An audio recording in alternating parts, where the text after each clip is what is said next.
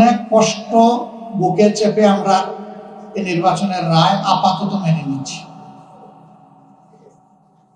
অতীতের ধারাবাহিকতার সাথে সাথে বলে দিতে পারতাম এই নির্বাচন আমরা গ্রহণ করিনি, প্রত্যাখ্যান করলাম,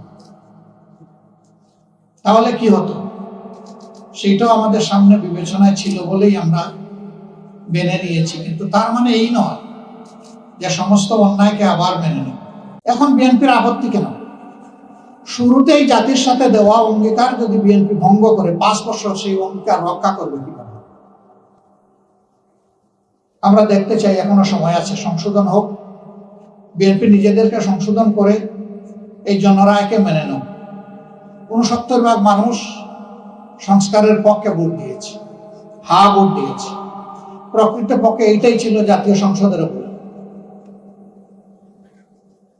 এখন ভোট 69% মানুষকে অগ্রাহ্য করার মানে গোটা জুলাইকে অগ্রাহ্য। আর জুলাই না থাকলে ভাই আজকের এই ইফতার মাহফিলও নাই। আমরা কি 15.5 বছরে এইরকম ইফতার মাহফিলে বসতে পেরেছি? জুলাই না থাকলে এখন কোনো জাতীয় সংসদ নাই। জুলাই না থাকলে এখন যমুনা বলেন আর প্রধান বিরোধী দলীয় নেতার বাসভবন বলেন, ওগুলাও কিছু নেই। জুলাই থাকলে সব আছে, না থাকলে কিছুই নেই। আমরা বিএনপিকে অনুরোধ করব, যা সিগনেচার করেছিলেন তাই মেনে নেন, তাহলে জনগণের আস্থার জায়গাটা টিকে থাকবে। যদি তা না মানে জনগণ আস্থা হারিয়ে, তখন কিন্তু আপন পথে জনগণকে হাঁটতে হবে, কোনো উপায় থাকবে না। এই নির্বাচন নিয়ে আমাদের অবস্থান স্পষ্ট।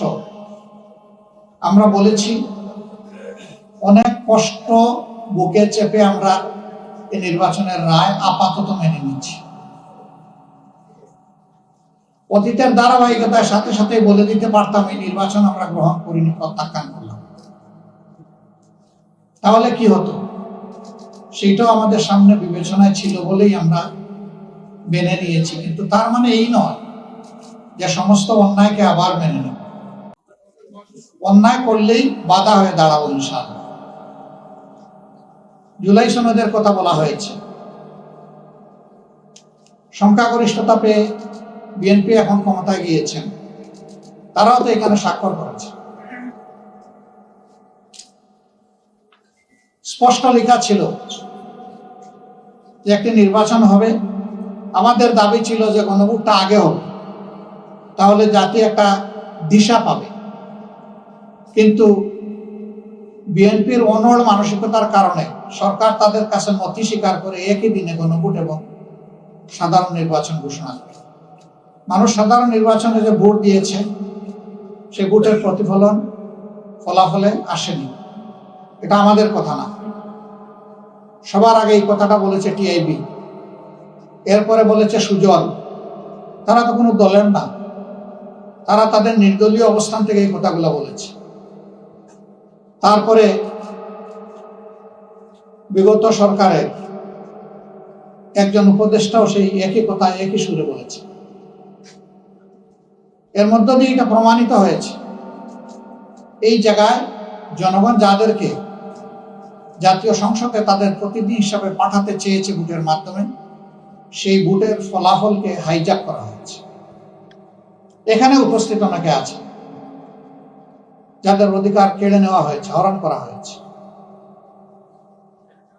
আমরা লড়ে যাব আইনিভাবে, লড়ে যাব রাজপথে, লড়ে যাব সংসদে ইনশাআল্লাহ। তো ওখানে তো কথা ছিল, স্পষ্ট লেখা ছিল একই দিনে ভোট হবে এবং একই দিনে যারা নির্বাচিত হবেন একই ব্যক্তির কাছে তারা দুটি শপথ গ্রহণ করবেন। আগে শপথ গ্রহণ করবেন সংস্কার পরিষদের সদস্য হিসাবে, দ্বিতীয় শপথটা গ্রহণ করবেন জাতীয় সংসদের সদস্য হিসাবে। এখানে বিএনপিও সাইন করেছে, আমরাও করেছি, সবার শেষে সিগনেচার করেছে এনসিপি। একটা দল শুধু বাদে, কমিউনিস্ট পার্টি সম্ভবত, তারা করে নাই, আর বাকি সবাই করেছে। তো কমিউনিস্ট পার্টির তো কোনো প্রতিনিধিত্ব আসে নাই সঙ্গে। বিএনপির আপত্তি কেন? শুরুতেই জাতির সাথে দেওয়া অঙ্গীকার যদি বিএনপি ভঙ্গ করে 5 বছর সেই অঙ্গীকার রক্ষা করবে কিভাবে? আমরা দেখতে চাই এখনো সময় আছে, সংশোধন হোক, বিএনপি নিজেদেরকে সংশোধন করে এই জনরায়কে মেনে নেয়। ৬৯% মানুষ সংস্কারের পক্ষে ভোট দিয়েছে, হা ভোট দিয়েছে। প্রকৃতপক্ষে এইটাই ছিল জাতীয় সংসদের ভোট। এখন হা ভোট ৬৯% মানুষকে অগ্রাহ্য করার মানে গোটা জুলাইকে অগ্রাহ্য। আর জুলাই না থাকলে ভাই আজকের এই ইফতার মাহফিলও নাই। আমরা কি 15.5 বছর এইরকম ইফতার মাহফিলে বসতে পেরেছি? জুলাই না থাকলে এখন কোনো জাতীয় সংসদও নাই। জুলাই না থাকলে এখন যমুনা বলেন আর প্রধান বিরোধী দলীয় নেতার বাসভবন বলেন, ওগুলাও কিছু নেই। জুলাই থাকলে সব আছে, না থাকলে কিছুই নেই। জুলাইয়ের সাথে আমরা অবশ্যই বিশ্বাসঘাতকতা করব না, বরঞ্চ আমরা জনগণকে, বিশেষ করে জুলাই যোদ্ধাদেরকে আমরা কথা দিয়েছি, আমরা তাদের আকাঙ্ক্ষা বাস্তবায়নে আমরা আমাদের অঙ্গীকারের উপরে থাকবো, আমরা লড়ে যাবো ইনশাআল্লাহ। আমরা বিএনপিকে অনুরোধ করব, যা সিগনেচার করেছিলেন তাই মেনে নেন, তাহলে জনগণের আস্থার জায়গাটা টিকে থাকবে। যদি তা না মানে, জনগণ আস্থা হারিয়ে, তখন কিন্তু আপন পথে জনগণকে হাঁটতে হবে, কোনো উপায় থাকবে না। সম্মানিত সুধী মণ্ডলী, আজকে রমজানের দিনে এই কথাগুলো বলতে হচ্ছে কেন? এটাই তো দুঃখের বিষয়। কারণ জাতি একটা ক্রিটিক্যাল জাংচারে আছে। এখানে এক্সিট নিতে ভুল করলে এই জাতি কোথায় গিয়ে পড়বে তার কোনো ঠিকানা নেই। তবে একথা সত্য যে ইতিহাস বারবার রিপিট হয়। একথাও সত্য যে ইতিহাস থেকে কেউ ভালো শিক্ষা নেয় না। বিশেষ করে ক্ষমতার চেয়ারে যারা আরোহণ করেন, তারা অতীত ইতিহাসের অনেক কিছু জোর করে চেপে যান, ভুলে যান, কিন্তু শেষ পর্যন্ত তারাও রক্ষা পান না। সম্প্রতি ইতিহাস থেকে আমাদের সকলকে শিক্ষা নেওয়ার জন্য আমি আহ্বান জানাই। আমরা পরিষ্কার বলে দিচ্ছি, আমরা অনেক ত্যাগ স্বীকার করতে পারবো, কিন্তু জুলাইকে আমরা ত্যাগ করবো না, করতে পারবো না ইনশাআল্লাহ। জুলাই ধারণ করেই আমরা এগিয়ে যাবো, জাতি এগিয়ে যাবো, এর কোনো বিকল্প নাই। ইতিমধ্যে অনেকগুলো অঘটন ঘটে গেছে সরকার দায়িত্ব নেওয়ার পরে।